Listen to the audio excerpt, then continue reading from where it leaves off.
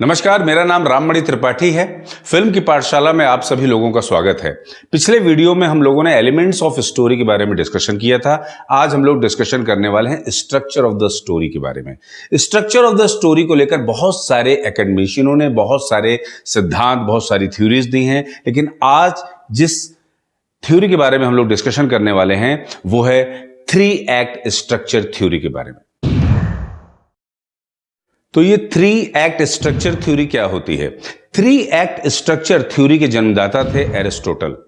जी हां, बहुत famous philosopher दुनिया के, जिन्होंने बहुत सारी थ्योरीज दी हैं। उन्होंने भी अपनी बुक पोएटिक्स में सबसे पहले ड्रामेटिक स्ट्रक्चर के बारे में चर्चा की। उन्होंने कहा कि किसी भी कहानी को 3 मोटे भागों में बांटा जा सकता है। किसी भी कहानी की बिगिनिंग, किसी भी कहानी का मिडिल और किसी भी कहानी का एंड। यानी कि उन्होंने कहा कि एक्ट 1, एक्ट 2 और एक्ट 3।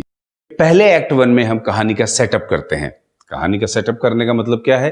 कहानी सेटअप करने का मतलब है कि हमारे फिल्म का मेन लीड कौन है या प्रोटैगनिस्ट कौन है, फिर वो कहाँ रहता है, किस तरह के हालात में रहता है, उसके साथ में उसके संबंधी, उसके दोस्त, उसका परिवार कैसा है और वो क्या प्रॉब्लम फेस कर रहा है।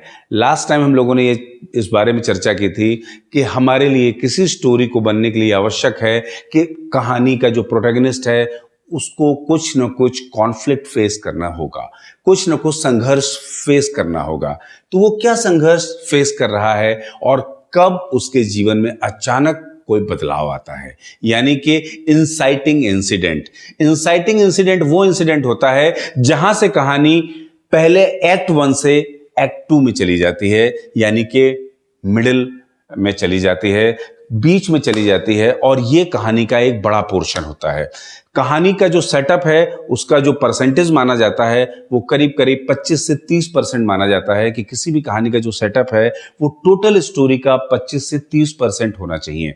या फिल्म के हिसाब से समझें तो 25 से 30 मिनट में हमें पहला एक्ट खत्म कर देना चाहिए और उस 25 से 30 मिनट में हमें कहानी में कोई एक ऐसा इंसाइटिंग इंसिडेंट, यानी जिसको प्लॉट 1 भी कहते हैं, डालना चाहिए, जिससे कि कहानी में अचानक एक बदलाव आ जाए, या हम थोड़ा सा उसको मेलोड्रामा में कहें तो थोड़ा सा भूचाल आ जाए और जो हमारा प्रोटैगनिस्ट है उसकी लाइफ हमेशा के लिए बदल जाए।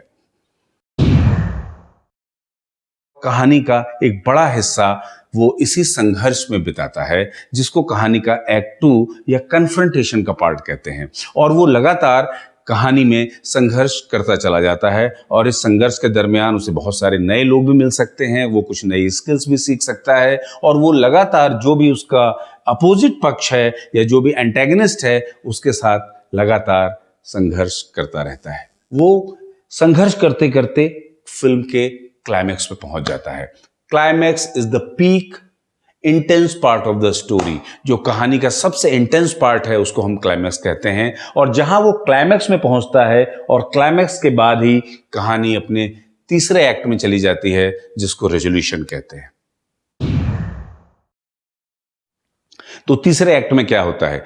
तीसरे एक्ट में कहानी में रेजोल्यूशन मतलब धीरे धीरे जो क्लाइमैक्स है वो एंटी क्लाइमैक्स में बदल जाता है और धीरे धीरे चीजें, सिचुएशन जो है वो प्रोटैगनिस्ट के कंट्रोल में आने लगती हैं और प्रोटैगनिस्ट धीरे धीरे सारी चीजों पर कंट्रोल कर लेता है और लास्ट में वो जीत जाता है। हालांकि ऐसा बिल्कुल भी जरूरी नहीं है कि हर कहानी में इसी तरह से हो, पर मोटे तौर पे हम जितनी भी फिल्मों में कहानियां देखते हैं उसमें यही स्ट्रक्चर फॉलो होता है। हालांकि ये काफी पुराना स्ट्रक्चर है और इसको लेकर बहुत सारे इसकी आलोचना भी की जाती है, और ये भी माना जाता है कि चूंकि सिनेमा, फिल्म और कहानी लिखना एक क्रिएटिव फील्ड है तो उसको किसी एक नियम से बंध के ही किया जाए, ऐसा जरूरी नहीं। पर फिर भी ये 3 एक्ट स्ट्रक्चर आज भी उतना ही इंपॉर्टेंट है एकेडमिक लोगों के लिए और प्रोफेशनल लोगों के लिए। तो आज के लेक्चर और वीडियो में इतना ही। अगले वीडियो में हम लोग दूसरे स्टोरी के स्ट्रक्चर के बारे में डिस्कशन करेंगे। बहुत बहुत धन्यवाद।